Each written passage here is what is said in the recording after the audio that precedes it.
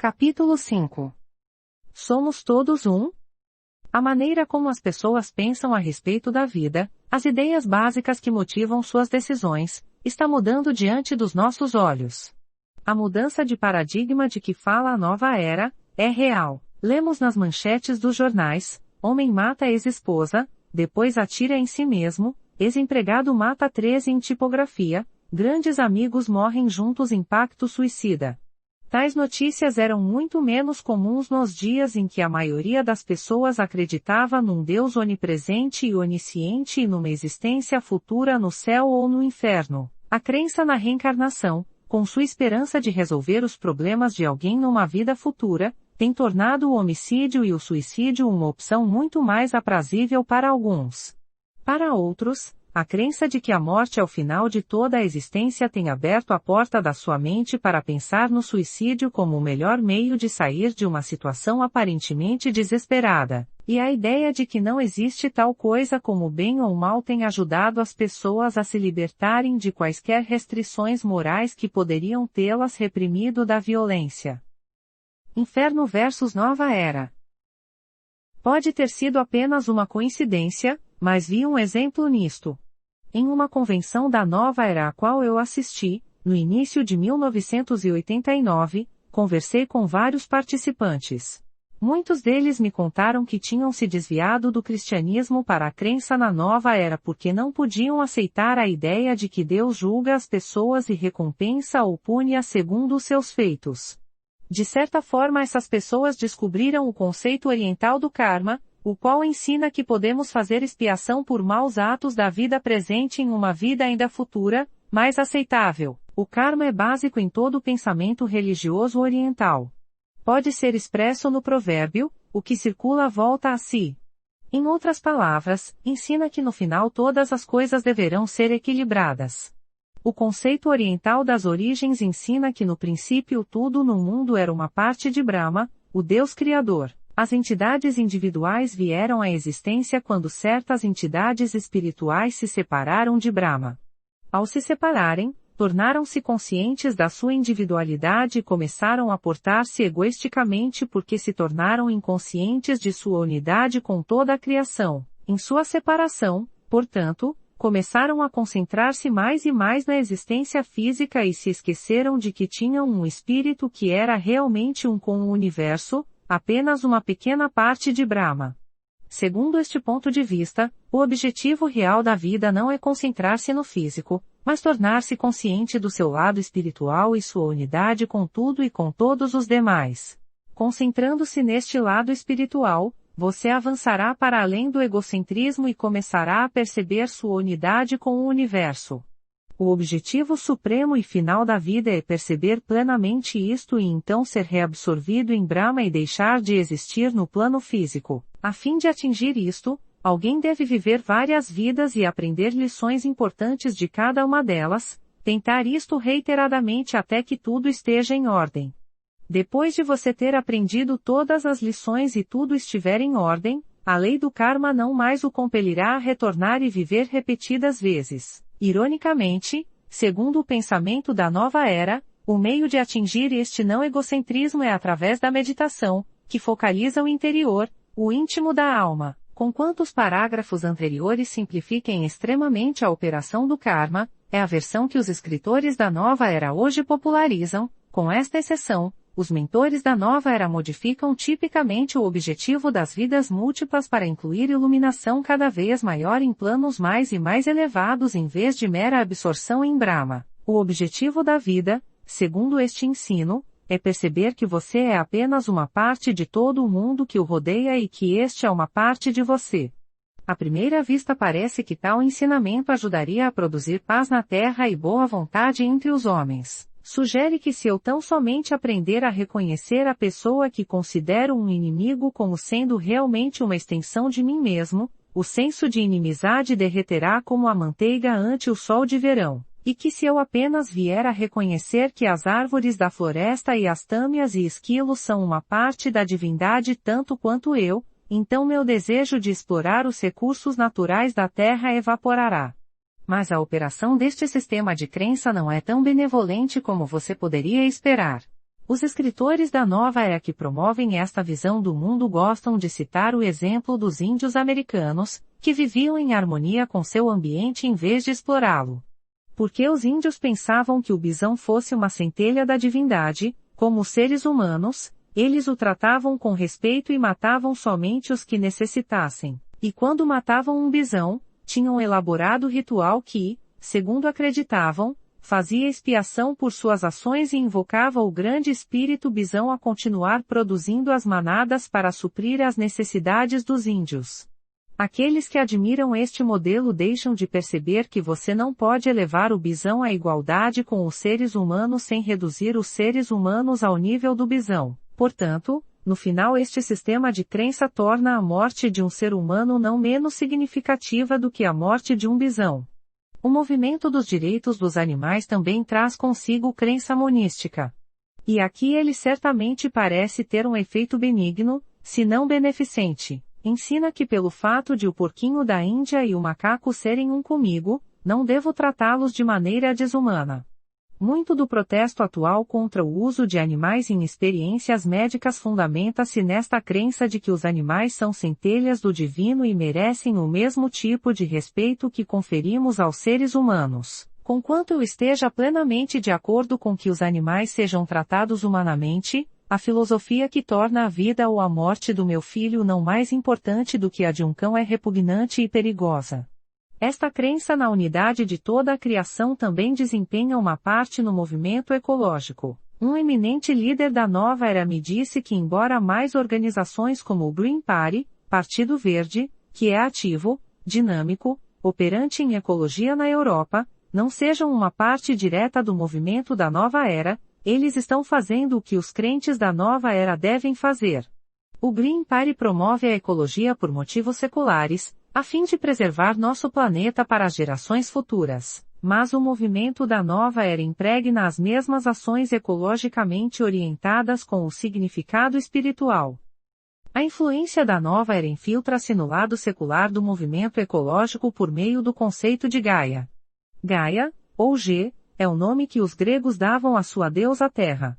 Donde o prefixo geo origina as palavras geologia e geografia. Gaia, A New Look at Life on Earth, um livro publicado pela imprensa da Universidade de Oxford em 1987, adotou uma abordagem científica à ideia da Terra como um ente sensível capaz de responder às crises ecológicas ajustando sua temperatura ou atmosfera para compensar e preservar a vida.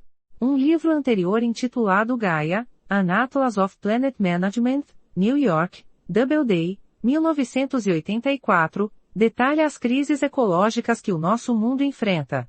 Parece inevitável, porém, nesta era de busca espiritual, que estas obras científicas fossem apropriadas e dessem um significado metafísico. Assim, o interesse da comunidade científica na capacidade da Terra de preservar-se a si mesma tem sido traduzido, na mentalidade da nova era, em uma justificativa ao retorno à crença na grande deusa mãe das religiões primitivas.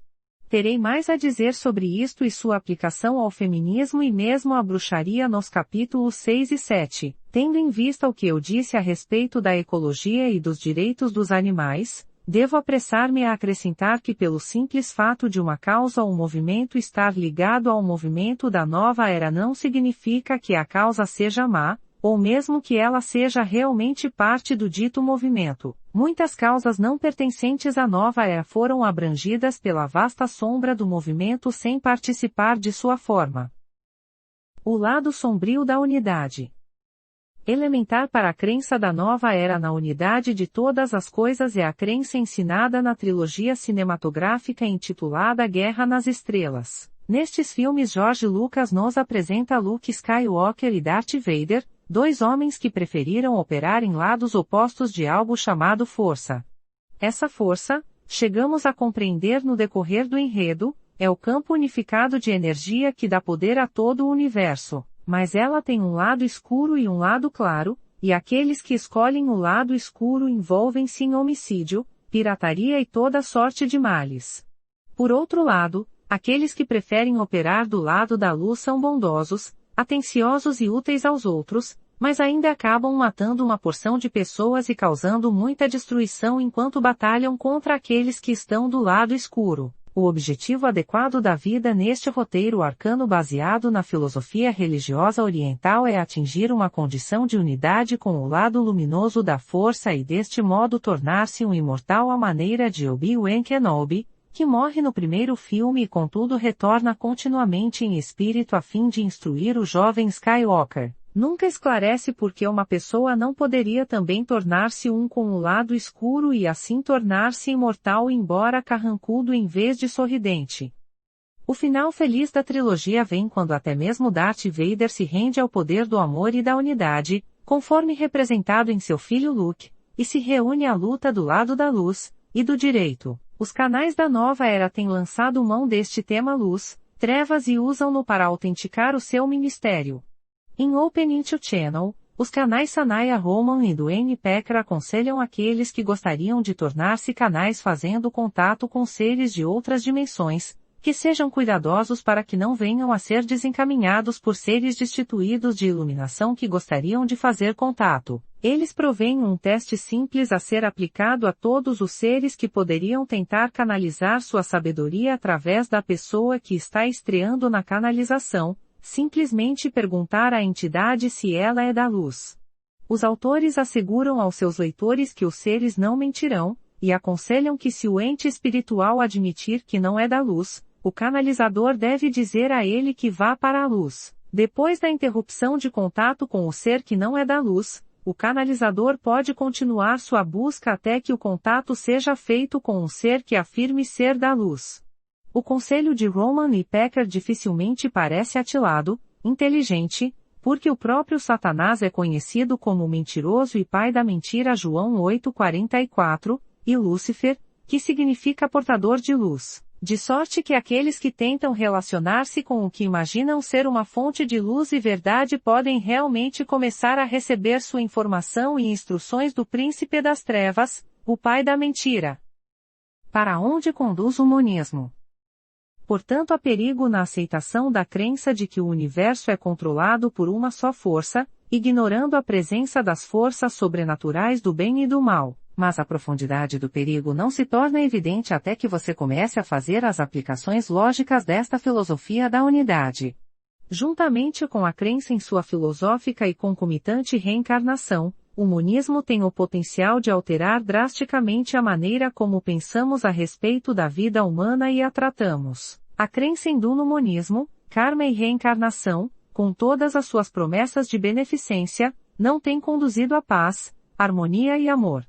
E este paradoxo começou a despontar em mim quando tive a oportunidade de visitar regiões do mundo onde o hinduísmo é vastamente praticado. Em Singapura parei para contemplar o trabalho ilustrativo e decorativo de um templo hindu. Fiquei um tanto espantado com as pinturas que vi ali de algumas das divindades do hinduísmo. Eu, à semelhança de muitas crianças americanas, tinha crescido com uma imagem do hinduísmo como sendo a última das religiões pacifistas. Por que então indaguei? Os artistas hindus pintam seus deuses em poses de aspecto feroz, violento e ameaçador? Posteriormente, na ilha de Java, fotografei alguns murais hindus em um templo. Ali também os heróis hindus tinham expressão feroz, brandiam espadas uns contra os outros. Como poderia uma religião cujos deuses pareciam tão cruéis ser a benigna e pacífica religião que eu tinha pensado que o hinduísmo fosse? Realmente minha percepção, não a realidade do hinduísmo, estava distorcida, porque, como vimos no capítulo 4, a história do hinduísmo é tudo, menos indulgente. Historicamente, o hinduísmo encorajou o sacrifício humano. Foi o cristão britânico quem suprimiu o sacrifício na Índia hindu. E na antiga Roma a infiltração de ideias de seitas orientais semelhantes ao hinduísmo produziu um ressurgimento do sacrifício humano depois que ele tinha quase se extinguido. Como pode ser isto? Como pode uma filosofia que ensina a unidade de todos levar os seres humanos a abusar, negligenciar, torturar e matar uns aos outros? A resposta torna-se clara uma vez que você venha a compreender as verdadeiras implicações do monismo, karma e crença na reencarnação. Está aqui uma maneira de olhar para isto, o karma ensina que o que quer que aconteça a mim nesta vida é o resultado de algo que eu fiz em uma vida anterior. Também ensina que se eu sofro nesta vida, esse sofrimento está me preparando para uma vida mais bem-aventurada no futuro.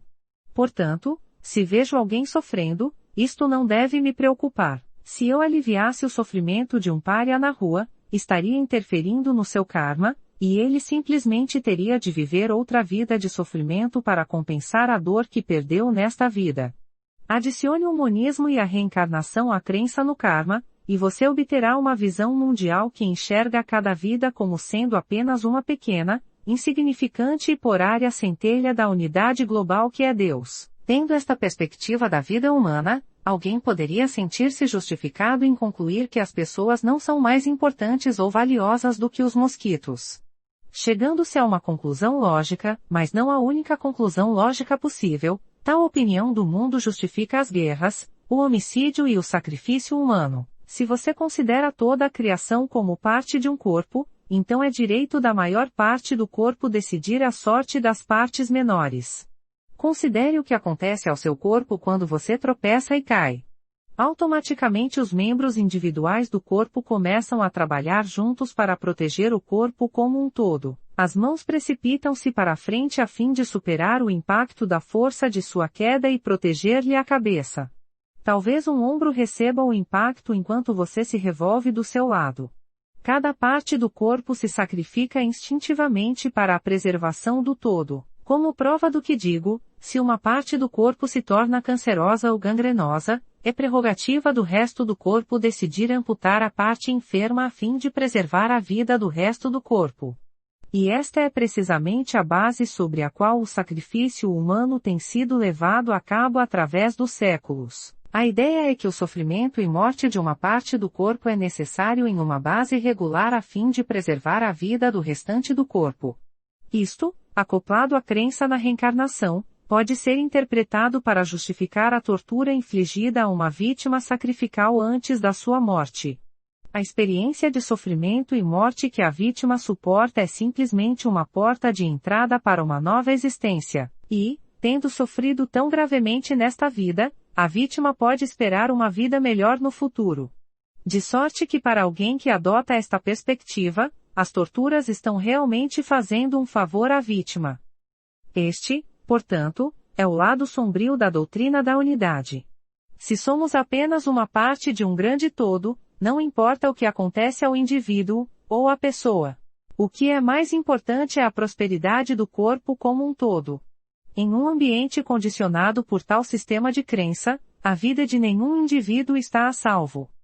E não é somente nos sistemas religiosos que tais princípios podem tornar-se ativos. O nazismo e o comunismo na Alemanha, Rússia, China, Camboja e em outros países têm conduzido à preeminência dos direitos do Estado sobre os direitos do indivíduo.